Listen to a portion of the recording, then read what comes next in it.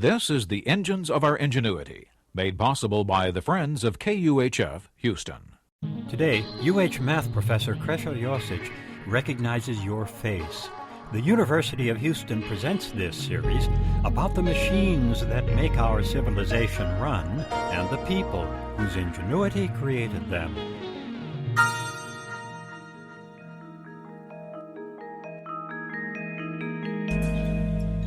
We are gifted at recognizing faces.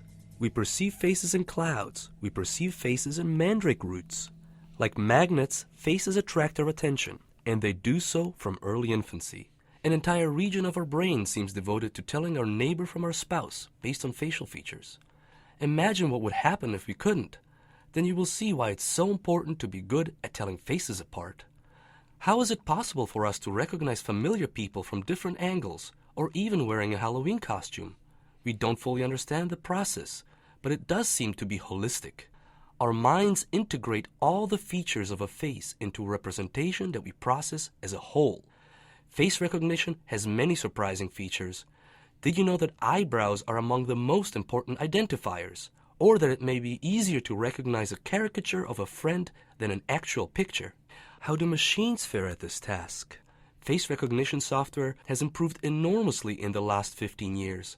In some ways, computers surpass humans in their ability to tell apart faces, and they're getting better at it every day. But let's look at one of the first face recognition algorithms developed by mathematicians Larry Sirovich and Michael Kirby at Brown University in the 1980s.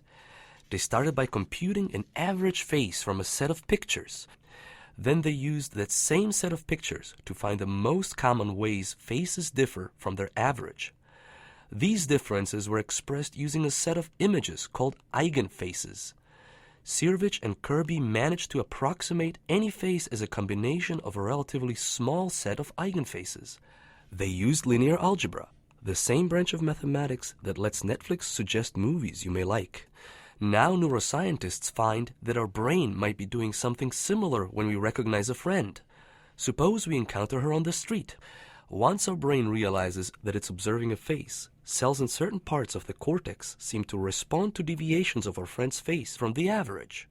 Certain brain cells might respond to her nose being shorter, while others indicate that her eyebrows are more peaked than those on an average face. We have an amazing ability to discern faces even when they're, say, composed of fruits or vegetables, as in the paintings of Archimboldo. We effortlessly pull the details before us into an integrated representation. This representation is not only linked with the person we recognize, but it becomes that person in our mind. To us, people are their visage. When you think of somebody, you first recall their face. Indeed, we use faces to navigate our complex society. Just imagine a world of faceless beings. Our ability to smoothly recognize and memorize faces has evolved hand in hand with our ability to function as part of human society.